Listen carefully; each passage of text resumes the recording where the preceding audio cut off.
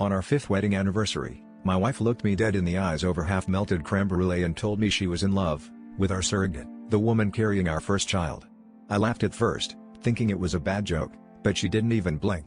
She just reached for my hand and started spilling everything: late-night calls, secret meetings after ultrasounds, kisses in the parking lot. My mind spun so fast I barely heard the rest, just the word love echoing in my head, shattering everything comfortable I thought I knew. That night, I refused to sleep in our bed. Instead, I sat on the living room floor, scrolling through photos of the three of us at doctor's appointments, trying to spot some sign I'd missed. My wife texted from upstairs, telling me she was sorry, that it just happened. I wanted to scream, but all I could do was stare at the baby's ultrasound taped to our fridge.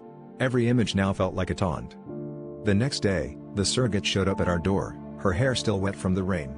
She looked terrified but determined, and before I could say a word she blurted out that my wife had already made plans. They were going to raise the baby together, just the two of them. My wife stood behind her, eyes red and pleading, but I couldn't look at her.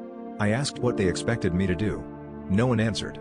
The air hung thick with betrayal and the sound of our future collapsing. I spent the next week in a hotel, replaying every conversation, every moment I'd trusted them both. I tried to hate the surrogate, but every time I pictured her, all I could see was her smile when she felt the baby kick. The truth is, I was jealous, not just of what they had, but of the warmth and connection I'd never managed to find, even with my own wife.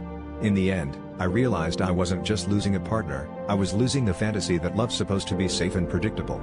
And maybe, deep down, I'd been hiding from that truth long before either of them ever confessed.